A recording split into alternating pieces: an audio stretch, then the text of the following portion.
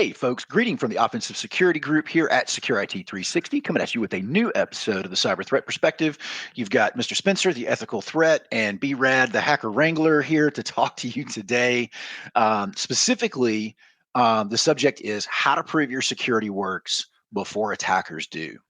And so the goal here in having this conversation is to move from we think we're secure to we can prove that we're secure. And here's why, and here's the evidence, and here's what we did. So we're going to lay out a practical process for validating controls, gathering evidence, tracking results, and then communicating that up the food chain to leadership so that we can demonstrate, effective security value kind of beyond the paperwork that you're used to doing, right? Like check, we did a pen test, right? Are we really getting anywhere with that? And one other thing I want to mention too, we're coming from the perspective of pen testers to keep that in mind from a context. And because that's what we do, right? As we are pen testers, that we are the pen testing group of Secure IT 360, for those of you that don't know. All right, so this is your brainchild, Spencer. Tell me a little bit about what led you to this topic, and then let's dive right in. Yeah, man. So both you and I have a background in enterprise security, right? We both come from financial services. We both have worked in IT and security and done kind of the internal IT and security aspects of this. So I think we have a good perspective on this, especially when it comes to reporting to leadership, right? That's what the world I come from is. I was in charge of security. I had an audit committee. I had a board of directors. I had cyber regulations that, leadership had to sign off on. Mm-hmm. So when I was thinking about this episode, some things came to mind during recent Purple Team engagements, during conversations with folks online of like, hey, there's a threat report and it has all these MITRE TTPs, right? And there's all these things that the attacker did. And, one of the things that we try to do with our pen testing, with our risk assessments, with kind of everything, like the whole goal of security really, or one of the goals is to prove that what we're doing actually works, right? And that's like the more offensive side of things is like, we want to emulate threat actors and prove that your defenses work, prove that your controls work, prove that you're getting alerts. So that's where this comes from. And kind of one of the first tenets that I think is important is like, if we look at it at an atomic level, and we break it down to its most basic form. When we talk about proof, I think it's important to talk about like, what is proof? Like, how do we prove, a security control works? How do we prove that some defensive control or defensive product works and is working effectively? So that's the first place I think it makes sense to start is like, what is proof? What does it mean to show proof? And start from there. And then I think both you and I will have some fun stories. I've got a fun story about a law firm that we did this with, and then we'll take it from there. Yeah, and I think, if I had to kind of put this into, management thought process terms, right, I don't think we're asking that question from a security management perspective, right? We're more asking the, do we do the thing, right? Do we have a firewall? Where's the proof that it works, right? That's an overly simplistic example, but yeah, I don't think we're asking that question enough.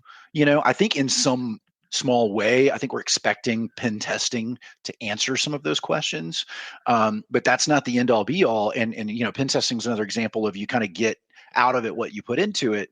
And so, there are ways to maximize the value of that. As for those of you that have been listening for some time, one of our kind of, key talking points is how do you get the most value out of the offensive security work that you're paying for? This is probably one of the most valuable things you can get out of that. So, what is proof? And probably need to break that down a little bit by category, but at a high level, how do we prove it? Right. Yep. One way to do that is actually like successfully defeating pen testers. When they tried to do XYZ, we do a lot of PowerShell stuff. We do a lot of AD stuff. Did you block most of that? Did you not? Right. I mean, that's kind of what comes to mind off the top of my head. Yeah, same. When I think proof in the context of a pen test, we'll do a pen test, and in our report, we have the security wins section right up at the top of the executive summary. That's exactly, all the things that caused frustration to us during the pen test, the things that we saw that we liked, the things that were maybe missing from the environment. But one of the most important things is the security monitoring section, and that tells us what was alerted on, what was blocked, what was detected, etc. And proof to me, in the context of pen testing and kind of threat actor behavior, is a couple things. One, was the thing blocked, right? Like, did EDR block the actual technique or the actual tool that was being used? Did a firewall block it? So did that thing get blocked? Were there alerts generated? That's another way to show proof of like, okay, maybe an AMSI bypass was used and we're able to run some PowerShell stuff, but the follow-on activity was alerted on. That's proof that the endpoint detection product is still working. It wasn't bypassed, completely or evaded completely.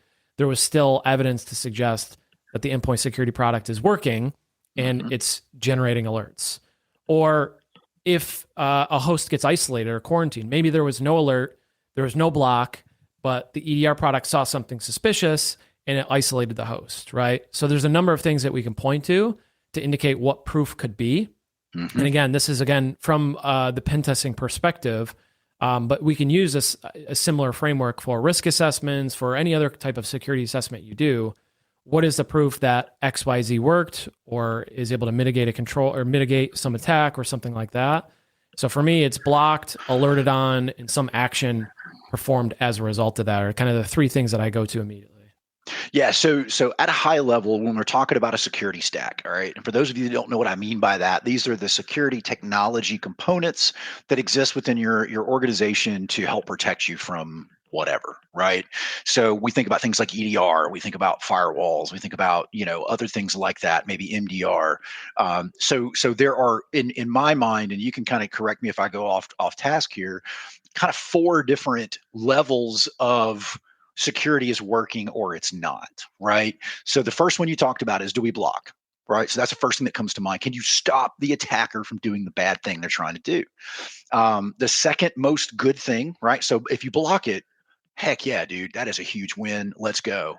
The second best is going to be alerting, right?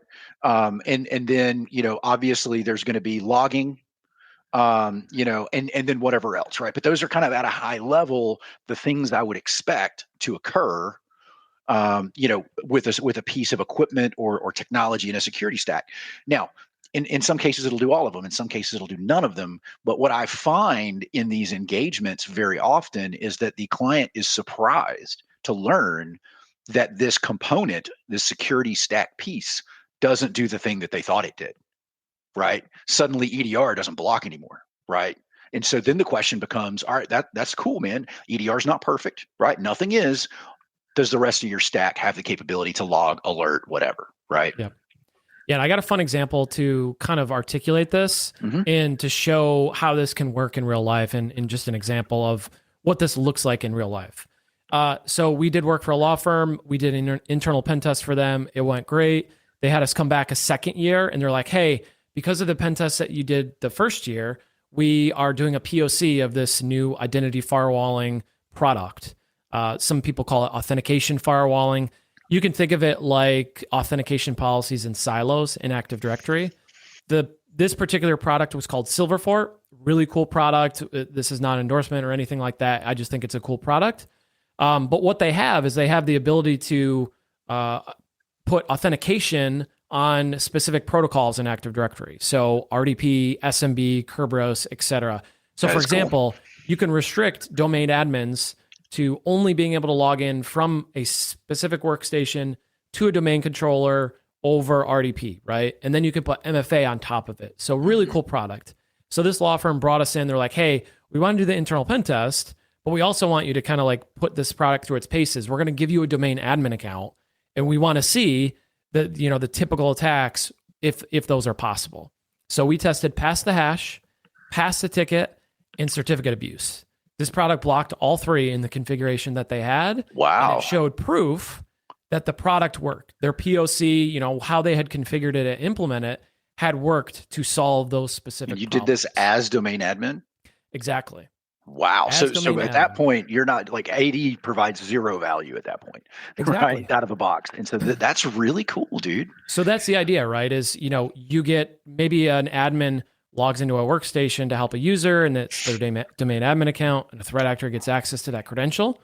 Well, if this product is in place or these policies are in place, they might not be able to use it anywhere, right? So that's kind of the idea. But the important thing, and the thing I wanted to kind of point out, was that we're able to show the tool working in real time. Yep. We're able to show that the investment was worth it.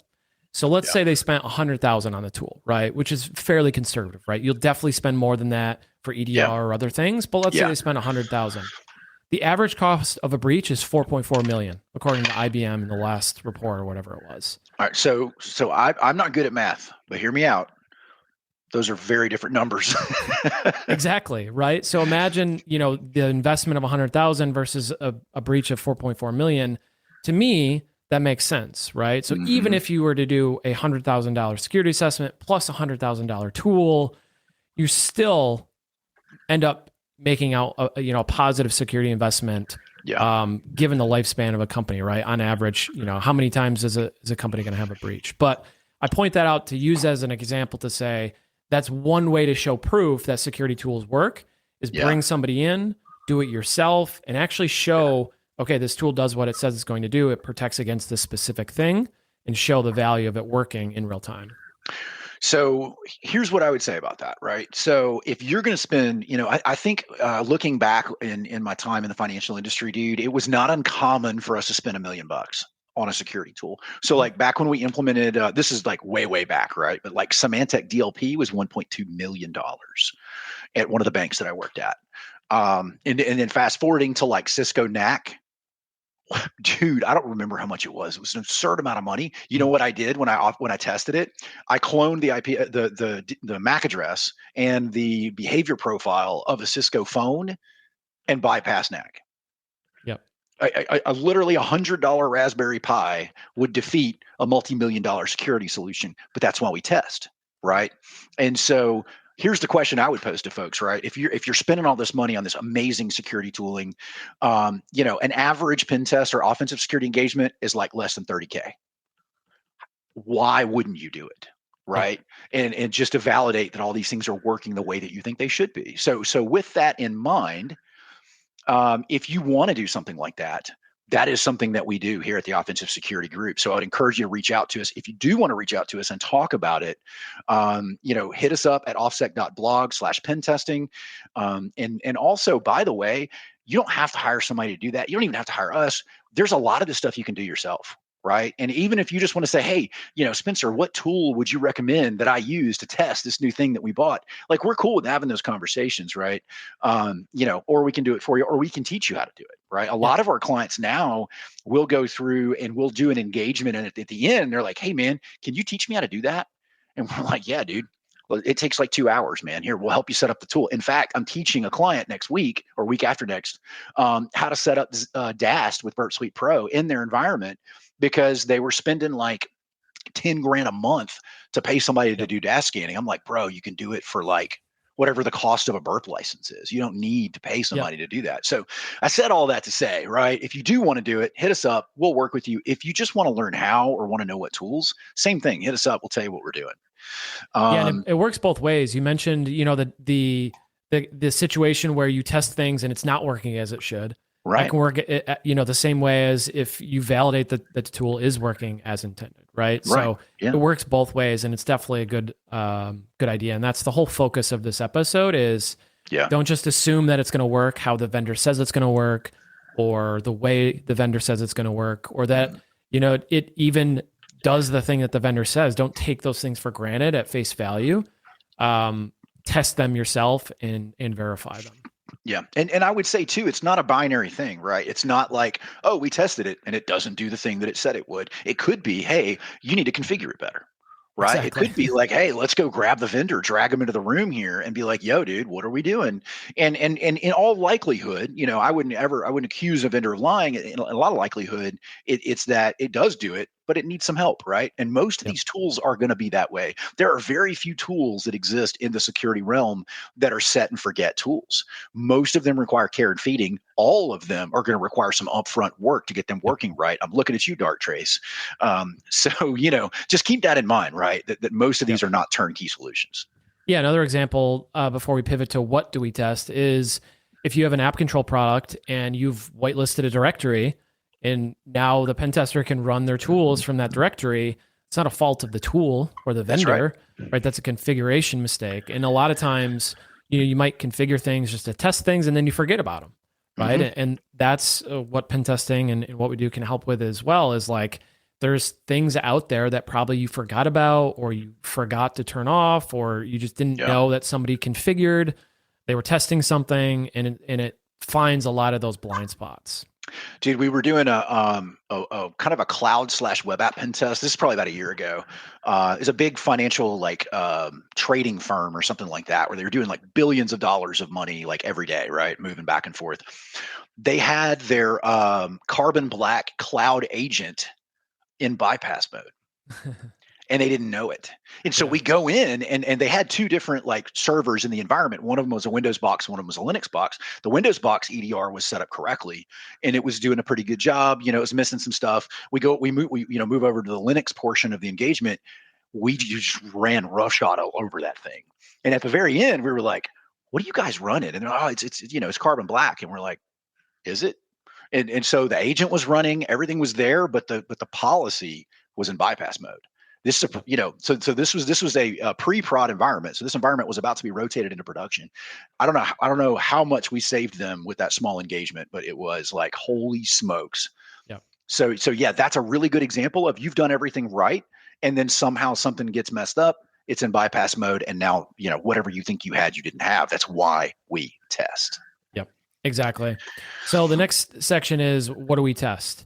So for those listening who have done security assessments in the past, you've done pen tests, maybe you're seeing stuff in the news about threat actors compromising F5 or SonicWall or things like that. You're thinking, all right, what do I test? So my perspective, and then I'll let Brad share, of like, what do we focus on? Again, mine's going to be kind of skewed to internal stuff and like AD and Entra and stuff like that. But one of the biggest things is conditional access. Yeah. One of the biggest ways in that threat actors are compromising environments and they're getting initial access is stolen, breached credentials. Right? Dude, we do it every day. They're getting Every stolen day. credentials from InfoStealer leaks. They're getting credentials from phishing. They're getting compromised, breached credentials, and then they're just logging in. They're logging to RDP, VPN software, Citrix, whatever, through whatever method of remote access. So testing those conditional access policies to make sure that they're going to block what you expect. So perfect example of this, we did a purple team for a customer last year, and we tested logging in through a VPN, like from Russia, from Iran, like from all the different locations that we possibly could get our hands on with the VPN software. And some of them were not blocked because Microsoft geolocated them differently. Yeah. Like Microsoft literally said, it was like, no, this is UK. We're coming from like Iran or something. And like, we checked 17 different websites. It says like Iran or whatever the country was that we were logging in from. And Microsoft was like, no, that's UK and that's in your approved list. It's like, that's weird. That's suspicious. We did it again this year and it was fixed, right? Like the client had put proper conditional access in there and Microsoft was now correctly identifying that location.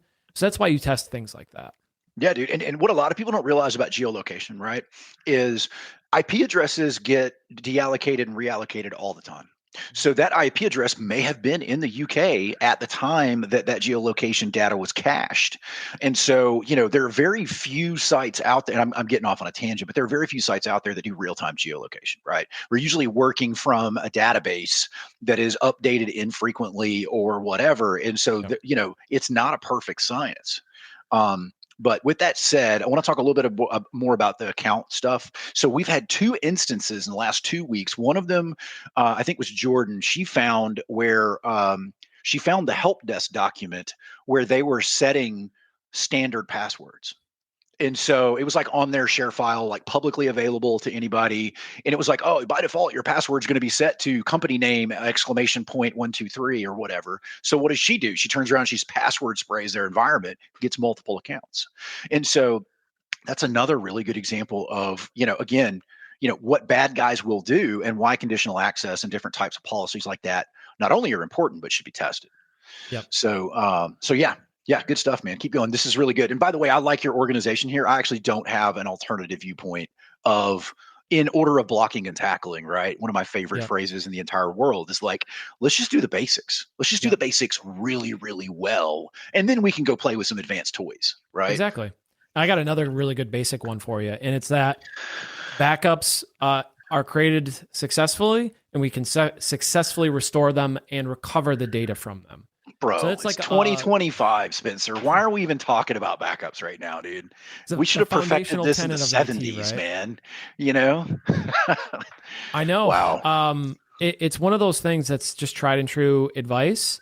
But we see it all, I see it very regularly on internal pen tests and when we do security assessments and risk assessments. When I used to work in the ISO team, the VCSO team, we would do security assessments like, okay, do you have backups? Like, cool. How often are you backing up? Okay, cool. When was your last DR test? It's like, that was last year. Yeah. It was like, now, 1997.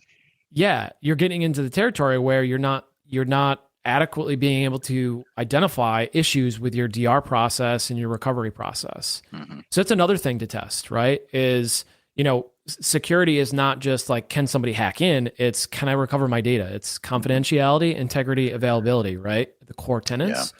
Backups that aren't tested are not backups, right? And being They're able to wishes. recover those backups is vitally important. Yeah. So a little bit of a strange one for like a pen test like kind of approach, but remember I'm a former IT guy, right? So this is like near and dear to me. I know to you as well. Is testing our recovery, like backup and recovery process, is paramount to the security of the organization. 100% with you on that, man. Yeah. Another good one, EDR. So I talk a lot about EDR. We talk a lot about, how EDR isn't a silver bullet and it's not going to save you, but EDR is great. It's absolutely necessary. But again, that's another one of the areas that I wouldn't take it for granted, in that I wouldn't expect it to block everything, right? Mm-hmm. I think nobody would kind of expect that. But I've seen that a lot of folks get into this trap where, we have EDR and that will kind of be enough. You should test it. You should run some tools, look at threat intel reports, look at DFIR report, find the tools and techniques that threat actors are using, go out and try those against your EDR product in your environment to see if that's going to get alerted on or not. You don't have to, do this on a production server or anything like that. Spin up a VM, throw your security stack on it and test it. And then when you're done, you can, power the thing off. But testing what gets alerted, what gets blocked, particularly on your endpoints, is one of the best things you can do of like, what do we test? Yeah, dude. And most of the stuff there's a lot of things you can do on your own. You don't need to hire a pen tester for, right? So like for the longest time, there were AMC bypasses on GitHub from like 2011 that were still working. Yep. Now I don't think those work anymore, but the point that I'm getting at is there are tons of resources out there, lots of tests you can do, like try dumping creds, right? On LSAS. I mean, that there are 7 different ways to do that. All of them are publicly known. You can do that on your own endpoint to see how your EDR reacts to it. Yep. So there are a ton of different things you can do. Again, you do not have to hire somebody to do this, depending on what you want to do, right? I mean, it is kind of an easy button to just be like, Spencer, do the thing. And then, we all see how it works and we tweak it and we move on. But if you're, price sensitive, or you're just really like love doing this stuff, man, just go out there and look it up. There's so many cool things you can do, especially in the EDR space. Yep. So I'm very frequently on like early calls with clients, like before we actually, started an engagement. And I'll ask them like, yo, dude, what's your EDR? And they're, it's SentinelOne or it's CrowdStrike. And I'm like, cool. I'm going to tell you something. On the last pen test that we did, we crushed it, right? Yep. And it's not to say those are bad products. They're amazing products. But every implementation is different. And if you do it wrong, your EDR doesn't mean jack. Yep. So yeah, man, I say all of that to say you can do all the right things and buy all the right products, but until you validate it, it means nothing. Yep, absolutely. So the next step is, we've talked about what proof is. Mm-hmm. We've talked about, what are the things that we might care about from the perspective of how do we prove our security works. Mm-hmm. We've talked about what do we test, like specific things that we could actually test. But I think it would be helpful to have a framework for people to use, a framework or a checklist of like, how do we go about testing? Because when you get to it, you might have like, it's kind of like writer's block. Like you sit down to write a blog post and you're like, what do I actually write about? Like I actually, like there's so many things I could test. You're kind of inundated with options. Like I have so much that I could test. What do I actually test? Right. What do I actually want to focus on? Exactly. So I think just looking at previous pen test reports, previous security assessment reports, identify some area where you might be weak. We just did a debrief today with a client, and they were a little weak on security monitoring. So that was the focus, right? And I tried providing, tangible advice of like what to focus on. Mm-hmm. So pick some sort of area or a claim, or a claim being like, hey, we think that this is true. We think that conditional access will block sign-ins from other, locations than Yeah. US. Identify something and then document what you expect to be, the desired outcome. In the case of conditional access, it's like, okay, we should be blocking all traffic that's trying to log into Microsoft 365 that's not from like these few countries, right? Mm-hmm. And then you go and test that thing. So download a VPN client, test logging into it, track the logins, like look at the logs in Entra and see if it's blocked or not. And then you continue to test and iterate and move on to that. So that's how I would kind of approach it: is identify something, document what you expect to be the outcome, Mm-hmm. test the thing, evaluate it, and kind of iterate and move on from that. Yeah, I think you just create a standard methodology, just like what you described. Actually, when I was reading through your show notes right here while you were saying that, I was like, dude, this is a standard unit test Yep. in any IT world anywhere, right? And so, security does not have to be a unique thing in that regard. I think Linus Torvalds would argue with me a little bit in favor of my position, right? Because he says that, bugs are bugs and it doesn't matter if it's security or if it's not. I would Yep. probably disagree with that at a fundamental level. But the point that I'm getting at is, from a test process perspective, we're not doing anything weird here. Yep. Right. We're identifying the thing to test. We're defining what we think it should do. We test it. If it does or doesn't, we adjust until we get an expected outcome that we want, and then we move on.